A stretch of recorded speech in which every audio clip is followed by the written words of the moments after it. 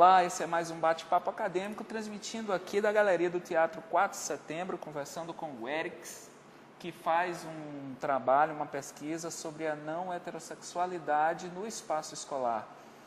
Em primeiro lugar, situa a gente sobre a ideia de não heterossexualidade. Assim, não heterossexualidade são todas as sexualidades que fogem à heteronorma. Então, aí você tem os gays, lésbicas, bissexuais, assexuados e outras expressões que não se nomeiam, né? Não tentam ficar dentro dessas caixinhas que nós socialmente criamos. Esse trabalho seu ele é muito atual, porque o país inteiro discute, a partir dos debates sobre o currículo escolar, sobre a vida escolar, a relação, não com a existência das sexualidades, dos gêneros, que foi que lhe levou a escolher esse tema tão ácido de tratar, né, tão difícil de tratar, num tempo também muito difícil, de muita intolerância, de muita perseguição às diferenças. Sim, desde todo o período da graduação, né, eu tive a oportunidade de participar do programa PIBID, que é um programa de iniciação à docência do Ministério da Educação, e dentro desses espaços nós sempre tínhamos debates acerca do que é o espaço da escola, o que propõe a educação. E me inquietou muito a observar nas vivências no contexto da escola, como a escola era um espaço de desigualdade também.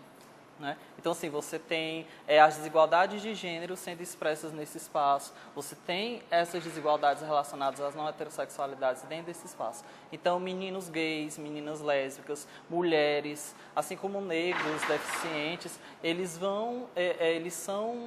passam por processos que deslegitimam suas práticas, que não legitimam suas identidades, que desconsideram suas práticas, seus discursos. Nega a diferença, a diversidade. Exatamente. A escola, ela essa negativa, ela não só é antidemocrática, como ela também é perversa, né? Porque revela um modelo de escola também opressor, como o Estado, não é isso? Quer dizer, qual a função da escola real? A função da escola ideal seria aceitar todos, receber todos e fazer com que todo mundo coexistisse. É o que se idealiza. Eu te pergunto, dos teus estudos, qual a função da escola real? Então, assim, hoje o que se percebe a escola ela tenta homogeneizar esses sujeitos à medida que ela não visibiliza as suas diferenças. Então, assim, a escola atual ela tem um problema em lidar com essas diferenças, né? E à medida que ela não lida com elas, ela produz contextos de desigualdades. E aí é que está o problema. É à medida em que sujeitos que eles não estão dentro dessas regras, essas caixinhas que nós criamos socialmente, eles começam a passar a sofrer uma série de processos que colocam eles em situações de desigualdade. Né? E aí, dentro do espaço da escola, relacionado à sexualidade, você tem uma série de problemas problemas que podem culminar, por exemplo, nos casos de homofobia. Né? Tanto a violência física, a violência psicológica, que esses estudantes, dentro do ambiente escolar, que esses jovens o bullying, por exemplo, passam. Né, que é o que está na moda falar. Exatamente, né? O bullying é um desses casos. Mas deixa eu te dizer, eu fiz essa provocação, porque quando a gente pega a literatura da sociologia da educação, por exemplo, você compreende que a escola, os sistemas de educação, eles são concebidos como aparelhos ideológicos do Estado, aparelhos ideológicos de uma sociedade, né, que tem uma determinada característica. Então, a escola termina por reproduzir isso. Quando você pega, por exemplo, um Jamil Coury, ele vai olhar e vai dizer assim, olha, a escola também é um espaço poroso. Ele fala isso numa perspectiva, digamos, militante, de que deve existir resistência, porque tem espaço, né? A porosidade de uma cortiça, que ele usa essa expressão. E existe um espaço para reação em defesa das diferenças, para contestação dessa escola. Como é que isso vem se manifestando no cotidiano quando o assunto é sexualidade? Então, assim, esses sujeitos, à medida que eles passam por esses processos, né, que tentam inferiorizá-los, subalternizá-los, eles encontram nos seus meios as estratégias de resistência, como você colocou. Então, assim, a minha pesquisa de monografia, por exemplo, eu pude verificar que são dentro dos grupos de sociabilidade que eles vão buscar essas resistências. Então, assim, desculpa, tua graduação foi? Em Ciências Sociais. Graduado em Ciências Sociais. Aí escolheu esse tema lá na graduação para fazer a monografia. Exatamente. Então, assim, a minha pesquisa no mestrado é uma continuidade dessa pesquisa da monografia. Né? Muito bom. Claro que agora dando com outro teor teórico que vem fundamentar a pesquisa. Então, assim, dentro desse espaço, a partir desses grupos de sociabilidade, dos amigos, e aí você entende não só os jovens, os seus pares, mas também professores ou algum funcionário da escola, ele vai criando essas estratégias de resistência para sobreviver àquilo tudo que ele Dentro do ambiente escolar. Dentro do ambiente escolar. Então, assim, e você tem uma série de sujeitos que vão interferir nesse processo. Ah, interessante. Quais os rumos da sua pesquisa? Quais os rumos do seu estudo?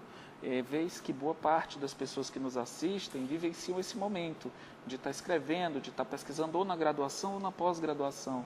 Então, cabe a gente assim perguntar, você que já vem acumulando permanentemente em torno desse tema, ou seja, você busca a profundidade do entendimento do tema, para onde é que caminha a tua pesquisa agora? Então, assim, é a fase de aprofundamento das leituras, que nesse sentido é essencial, né? Principalmente justamente esse caráter que tem o tema de pesquisa, né? Por ser um problema difícil, exatamente, de se estudar.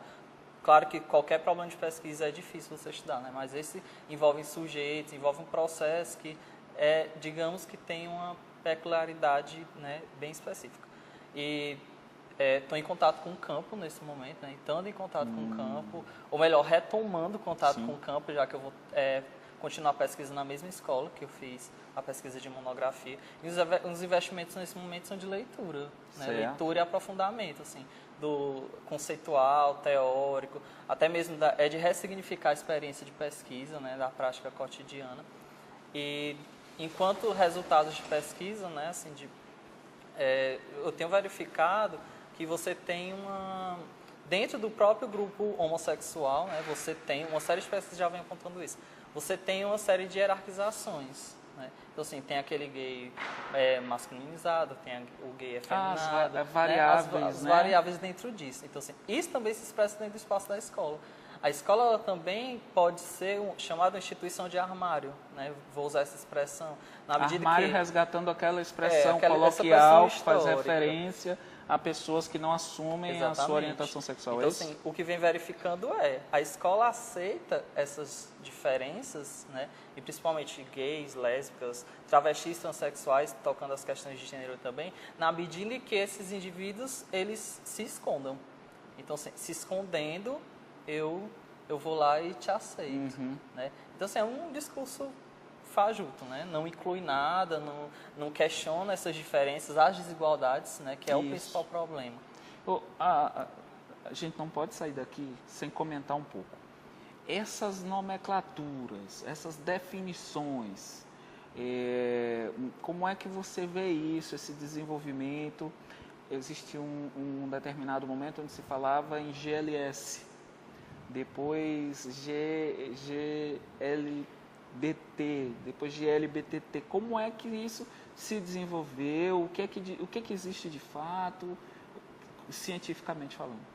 Então, assim, essas siglas, né, essas nomenclaturas, elas são históricas. Isso. Né? Então, assim, são frutos de debate político, debate acadêmico, sobretudo, de um momento específico. Então, assim, antes você tinha GLS, e aí as feministas lésbicas começaram a questionar, né? Elas são inferiorizadas durante todo o processo histórico. E dentro do próprio movimento, elas também são. E aí você tem uma mudança de trazer esse L, né, para o começo, LGBT. E assim, à medida que vai passando, você vai acionando novas identidades que vão surgindo, né? Indivíduos que vão se auto-identificando, e você vai colocando isso na sigla. Tem um caráter político disso que é importante, principalmente quando você fala da política institucional, né, na promoção de políticas públicas, na promoção de direitos desses sujeitos, seja no âmbito de qualquer instituição referente ao Estado. Mas também você tem um problema na medida que essas nomenclaturas, elas não dão conta da realidade.